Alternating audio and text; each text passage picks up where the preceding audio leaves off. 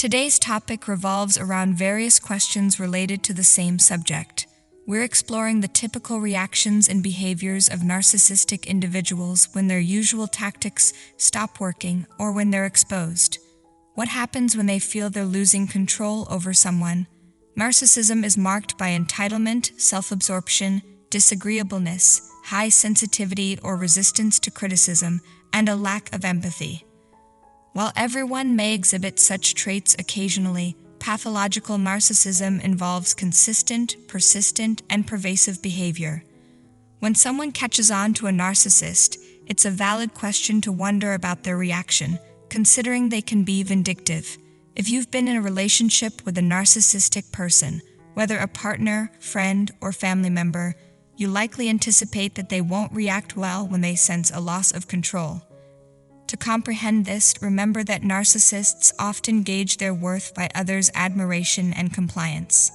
They struggle with a poor sense of self and lack insight. Seeking attention and validation, they resort to manipulation, coercion, bullying, guilt-tripping, and shaming if they don't receive it willingly or up to their demanding standards. Living in a world filled with envy and shame, narcissists ironically engage in shameful actions to escape their own feelings of shame. Behaviors like devaluing, rejecting, punishing, cheating, and scorning often drive people away. When they lose control over someone, narcissists may surprise you by apologizing, genuinely so. However, there's more to the story. They might not really feel sorry for the things they did or the pain they caused. Most of the time, their regret is about facing the consequences now. They feel sorry for being left alone and exposed for who they truly are. If they do apologize, it often comes with excuses like blaming it on anxiety, illness, or addiction. Sometimes they apologize but bring up old issues as if it justifies their actions. Even if they seem genuinely sorry, it's usually short-lived, and they go back to their old behavior. Some are so skilled that they find new ways to repeat the same actions. It might not even be a direct apology. They might try to explain or reason with you, especially if you're ignoring them. "I'll always love you," but after that, you'll receive a confusing message. In that message, there's a hidden threat, like "I might tell others about your true nature. Just so you know, I'll always love you."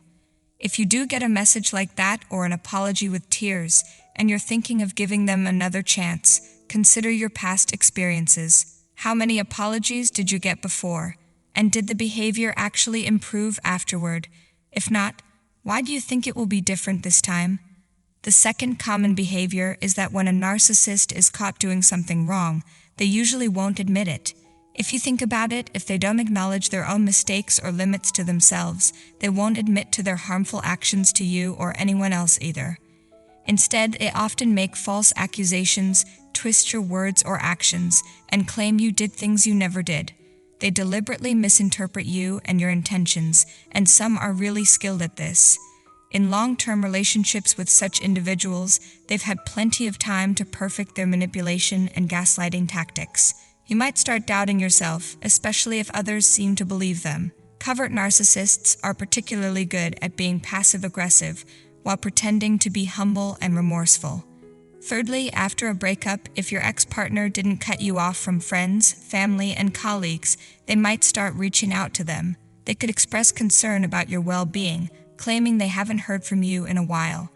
If you were part of a club or group, they might suddenly show interest and join, getting involved and mingling with your friends. They may even invite your social circle to their place to show they're decent people, contradicting any negative image you've painted of them.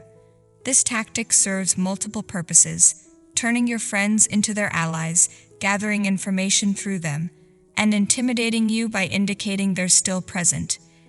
It's also an attempt to control how others perceive both them and you. Narcissism tends to be destructive, undermining relationships from the inside, and when that fails, attempting to damage them externally. Number 4. They try to make their victim feel responsible for their own actions and bad behavior. After a breakup, whether it's a friendship or a romantic relationship, they unload all their pain, guilt, and shame onto the victim. They manipulate the victim emotionally, aiming to evoke pity and sympathy. They can be very persistent, continuously pleading, crying, and even getting angry until the victim apologizes for how they were treated, sometimes even for not tolerating the mistreatment. In simpler terms, they make mistakes but blame others. Typical behavior number 5. They are mean and vengeful. If you expose them or refuse to tolerate their nonsense, they get upset. Narcissistic people often feel entitled, thinking their victims deserve mistreatment. Some may even become obsessed, resort to violence, damage property, spread harmful rumors, or intentionally withhold support and resources. They do these things to regain a sense of power and control over their victims, as if they believe they need to teach them a lesson. Finally, let's talk about number 6. When narcissists realize they can't deceive, manipulate, or threaten someone anymore, they might try to create a trauma bond. This can manifest as a pattern of harmful behavior that seems normal to the narcissist, but becomes normalized for the victim.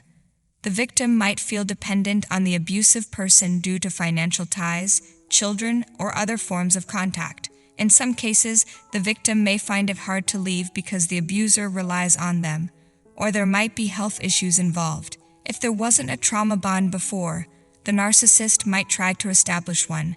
If it already exists, they'll work to make it stronger. The goal is to make it challenging for the victim to assert independence or leave.